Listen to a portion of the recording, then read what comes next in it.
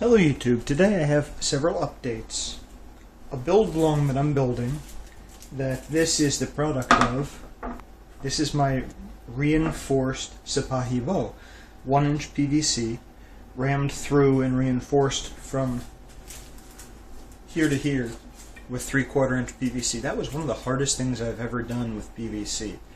And I mentioned on the PVC crafting forum that I used an oak dowel to ram it against the ground to ram it inside. Once I had gotten it flush, I couldn't push it in anymore, obviously, so I was able to, bam, hit it against the ground hard enough to get that to go all the way in. The final 8 inches or so was about the most difficult. But there it is. The taper is extremely aggressive, even if it weren't reinforced, but it's very hard to get it to squish down even more than that. That's what we have anyway. It looks great, and aside from being relatively heavy, I'm looking forward to turning it into a Sipahi bow. I do have 2 4-inch Sias. I might try and make some more, because this is shorter than I wanted it to be. The initial length was 40 inches. After I inserted the 3/4 inch pipe, the final length became 39 inches just from being stretched out. Now that I heated the outer segments and flattened it, hopefully it didn't lose any additional length. I guess we could check that, but it's neither here nor there really. The bottom line is I should use some slightly longer Sias to compensate, and that would get rid of the whole problem. So we'll see if I do that. We'll see how, if, when, the exact execution of that coming up. For the moment though, I'm going to be underproductive regarding Sias and wood products because my bandsaw broke. So until I can get that repaired, that might have to wait. But, pardon me, excuse me, project number 2. I think I showed off what I'm calling Old Stubby. This is my prod, believe it or not. This is a very intimidating looking crossbow prod. I don't know why I decided to curve it backwards with the lump in the center on the back end, but that's what I did, for better or for worse. And we can always change that later, but this is what's going on right now. I've put both ends on surfaces and then leaned on the central portion, and the bottom line is the weight that it supports is well in excess of my body weight. This may fail spectacularly, but I like big failures. If we're going to go down big. I have some other smaller projects here.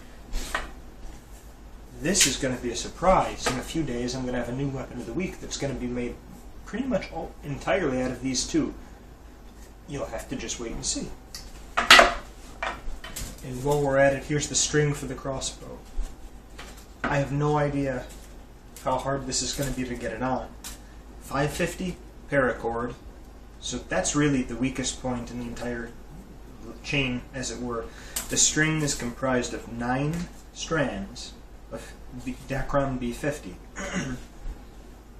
Oh, okay, I guess really the string might be a little... Oh, there, see, I fooled myself. 9 strands, but that's 18 once you account for the fact that it's looped. So we have 18 strands. It's almost twice as strong as the paracord. If I need to, I can reinforce it, I can get new loops. I don't know. We'll have to just wait and see what happens. But this is going to be one of the most exciting things, because I've been dying to make a truly powerful crossbow, something that's simply astonishingly powerful.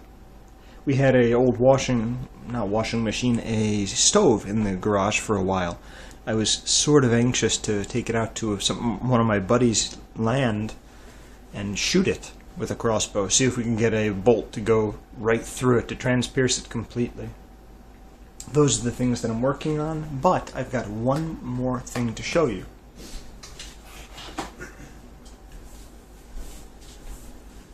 Here is the more or less completed in terms of form, if not in finish, Centershot Recurve, which we're going to whittle down the center to make that more attractive. So it's just a tube right now. We'll have to cut it down from the sides to make more of a hand grip, but you can see the arrow shelf that's been cut there.